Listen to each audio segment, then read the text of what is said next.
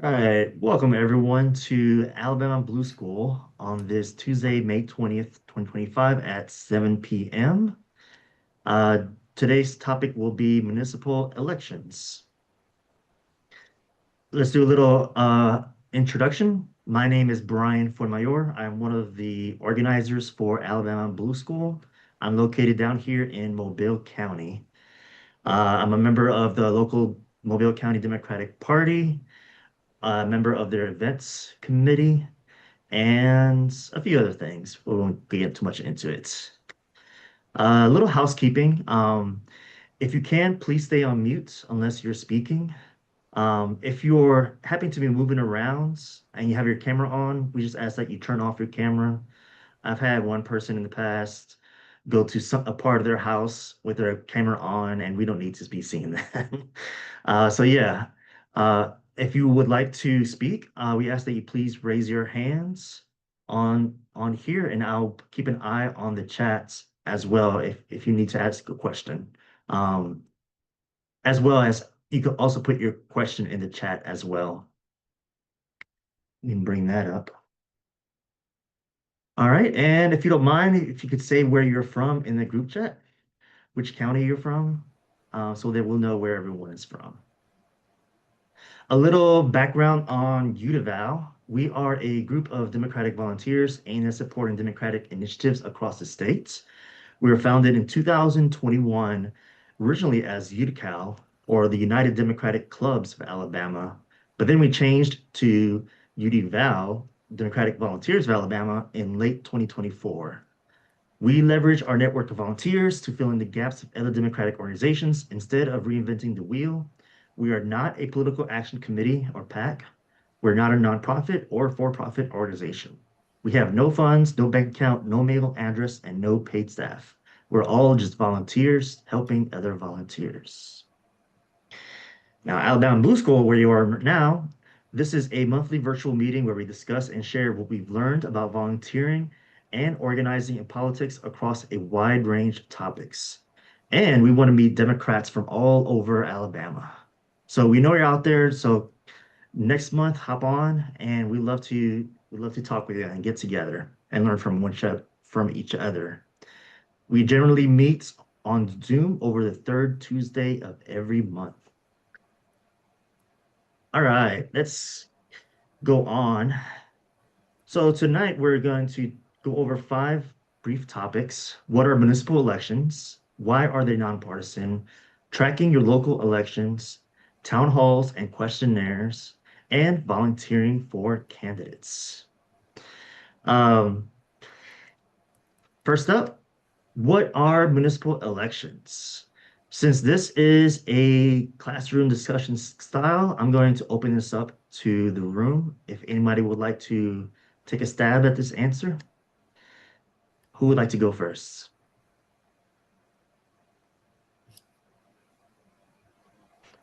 Susan, I see you're unmuted. Would you like I to? know, I know. I was trying to mute myself really quick.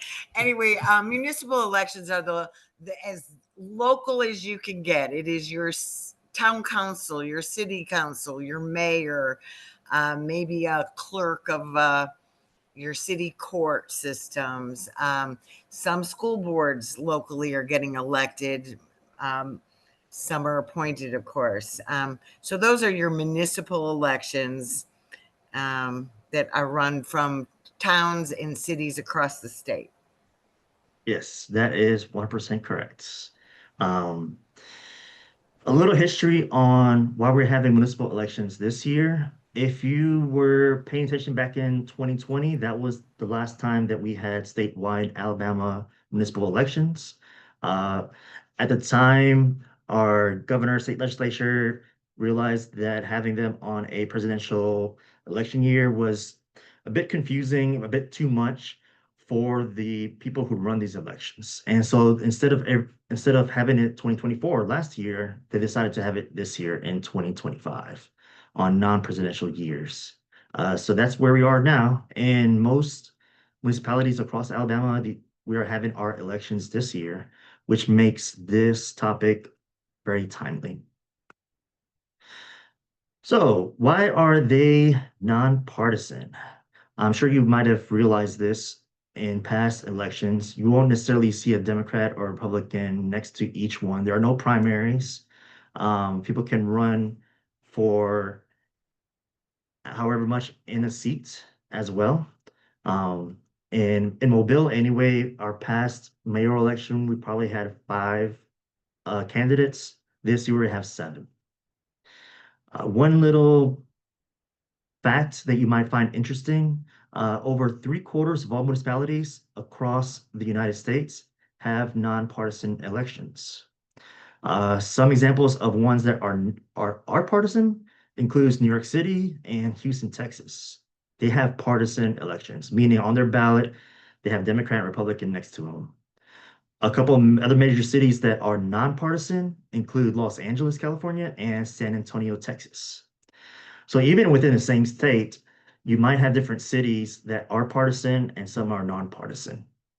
Some of the proponents of nonpartisan ballots suggest that political parties are irrelevant to providing services, and they think that cooperation between elected officials belonging to different parties is more likely when there are nonpartisan. But those people who are for partisan elections argue that the absence of party labels confuses voters. A voter who must choose from among a group of candidates whom they know nothing about will have no meaningful basis in casting ballots. Basically, it's hard to know what a candidate is about if they don't have a political party assigned to them, whether Republican or Democrats. In the absence of a party ballot, voters will turn to whatever queue is available. Often turns out to be the ethnicity of a candidate's name, which is not entirely telling of their values and beliefs. Um, Whether they are, and they'll also go to whether they're incumbents or a single issue identification. Nonpartisan tends to produce elected officials more representative of the upper socioeconomic strata than that of the general populace. And unfortunately, it aggravates the class bias in voter turnouts because in true nonpartisan systems, there are no organizations of local party workers to bring working class citizens to the polls on election day. As one political strategist said, John Gray, a Republican in Mobile, he said, there is no such thing as nonpartisan in the political world where we live today. And that can be more true of the world that we live today in terms of Trump and the Republican Party and their morals and values of what it is. So, in my personal opinion, finding out where they lean Democratic, where they lean politically, says a lot about their character, about their values, and the kind of decisions that they will make in these municipal elections. Any questions or comments on this?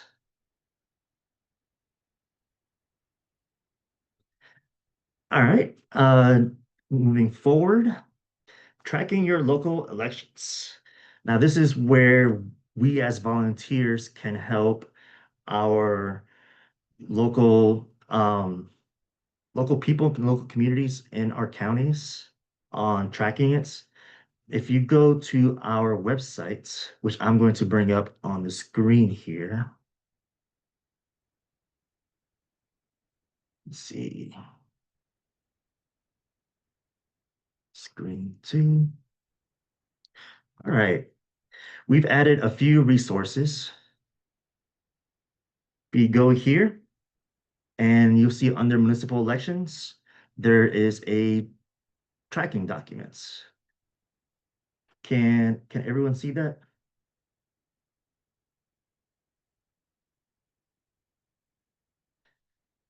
I'm assuming yes. All right, so this is Yes. something that we as volunteers can do within our own counties. This is something that I prepared myself here. The thinking behind this is to help voters be more aware of who is running in their municipality.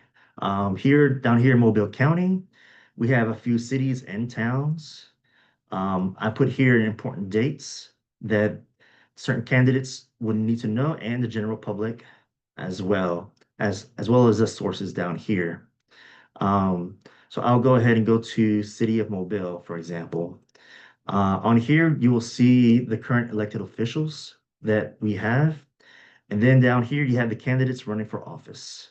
And what I've done is not only have I named each one of them, but I've also added their website if they have one, or at the very least their Facebook page, since a lot of people in this community does use Facebook. This is a good way for folks to be more informed, to do their research, um, rather than waiting until election day to see who's on the ballots on it. They can make a more informed choice on it. And on each city and town, I've also added any kind of candidate forums that are scheduled on there. So as you can see, I'm doing this for for towns that I know of currently. Um, a lot of these very smaller ones, they're not as popular, so it's harder to find information on it. Um, Other ones, for example, Citronelle, they have a couple of ones that are running for the same seats, but a lot of other ones are running again for their own seats. So this is just a resource that we as volunteers can create along with other volunteers in our county in order to help voters be more educated in our municipal elections this year.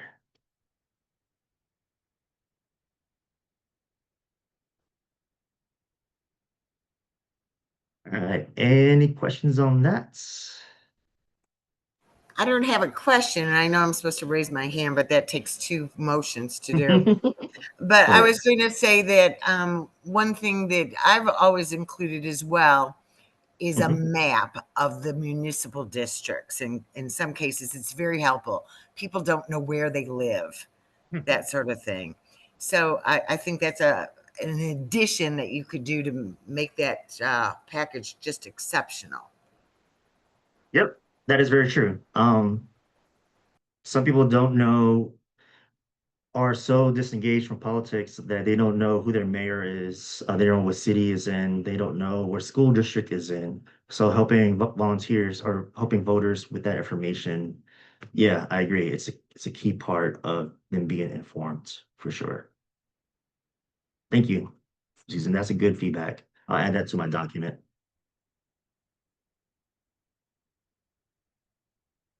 All right, next up, town hall and questionnaires. Um, I will We would like to encourage all volunteers, Democratic volunteers, to organize town halls throughout their counties, whether it's for mayoral or city council or town places or school districts. These are essential to helping to get voters to get to know these candidates more. The more town halls, the better. It gives different questions as well. Uh, some Some advice that I would give for these town halls is instead of opening the floor to the public, I would highly suggest that you ask the public to submit the questions beforehand. Um, what this does is prevents folks from talking about other topics or taking up too much of their time. Sometimes people take the advantage and just rant about an issue and not actually ask a question. So in order to respect everyone's time and have the most quality town hall, I highly suggest that you create some kind of Google form or a website where people can submit their questions in advance. And that way you can screen and you condense them down to ask each candidate for that. I also recommend recording it for those who cannot attend these town halls so they can go back and listen to each of these candidates on their issues as well. All right, any questions on that? We'll move to questionnaires. This is another resource that we've added to our website. Uh, Let me get out of full screen mode here. So if you go back to our website under municipal elections, there's a candidate questionnaire. This is one that was created by a local group of advocates here in Mobile. The idea is this is for each candidate to fill out their campaign profile.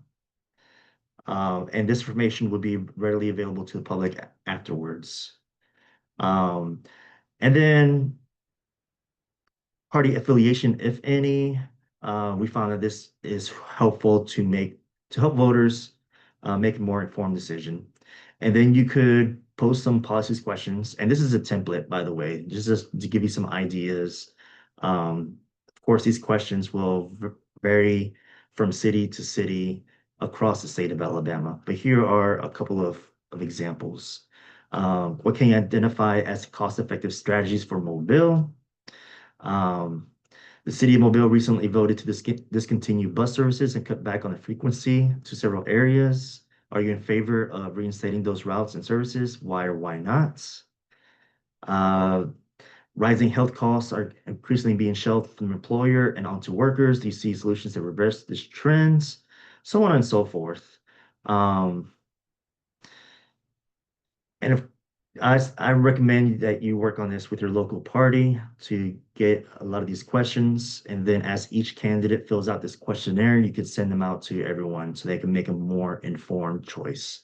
Um, this resource you can make, if you have, you can make a copy of this and customize to your own city as well and make available to your constituency, to the folks in your county.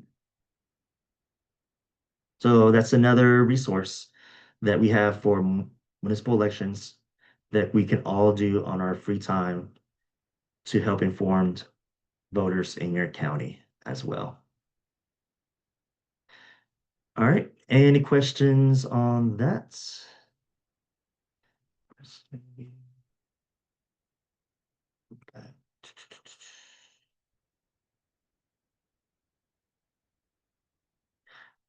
All right. Next up, volunteering for candidates. This is pretty much straightforward. Uh, if you going back on that tracking list, you can see all the candidates who are running for office. Find the one that you're favorable of. We encourage you to reach out and ask if they need any volunteers. More than likely, they will. They'll need help with canvassing, with phone banking, sign waving.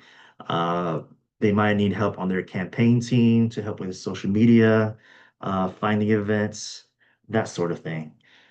So there's ample opportunity to volunteer during these municipal elections for these candidates. And a lot of these candidates are very small, most likely their first time.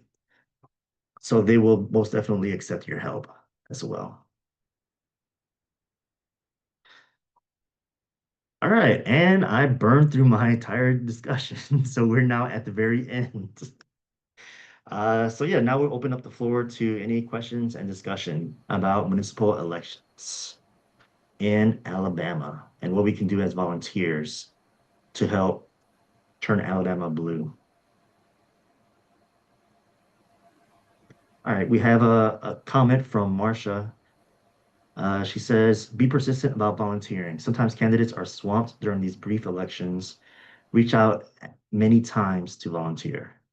Yes, completely agree. Some candidates would even have campaign at headquarters. Those are typically reserved for more like mayoral ones, or depends on how much money a campaign has.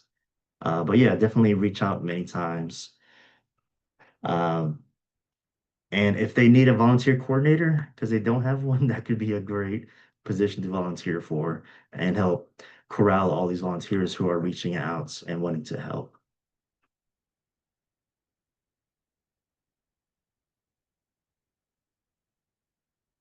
All right.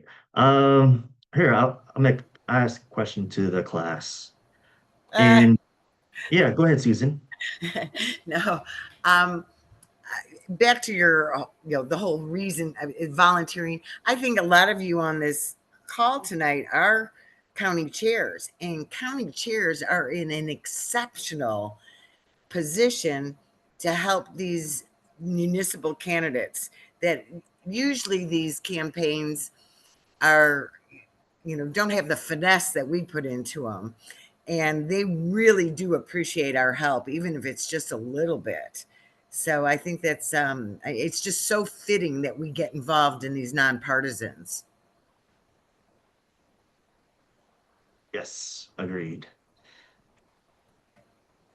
Here's a question. We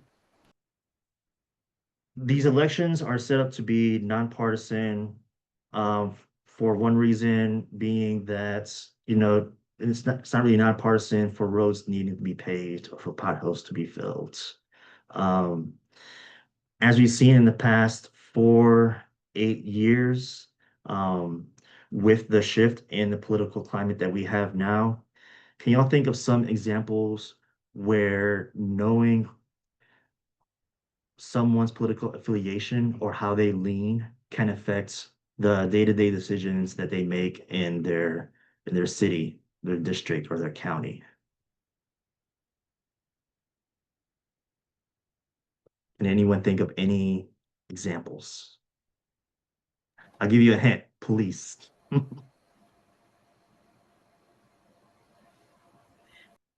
What you got, Susan? I see you unmuted. I know. This is that new computer I'm using, and it's so sensitive to the touch. Police is important, but they are normally hired, appointed, whatever, by the mayor and council.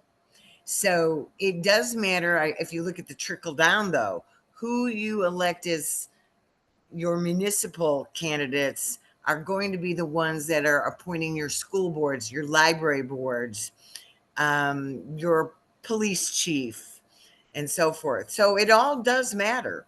There's no doubt. Yep, exactly. I think of the policies that the mayor can pass for policing. Um, I think of enforcing marijuana laws or not. I think of how they treat the homeless community, the the amount of empathy and compassion that people have, unfortunately does direct them towards one political party or the other.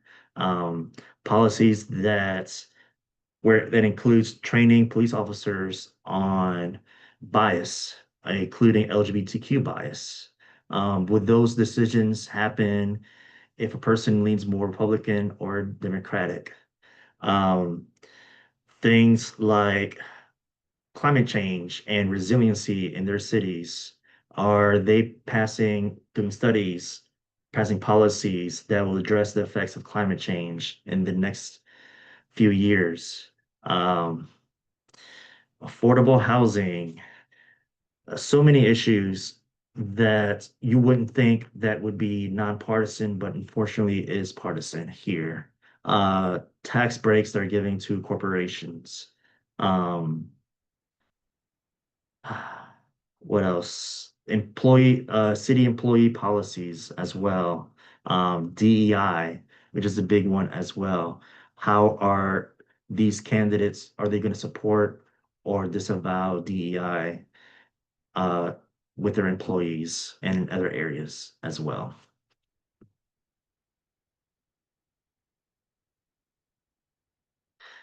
All right. Does anyone have anything else? If not, we're going to let class early. Susan, you go ahead. You did a great job, Brian. Thank you very much for doing this and putting it together. Yeah, of course. Uh, we hope that you join us next month, where we will discuss unions. We will have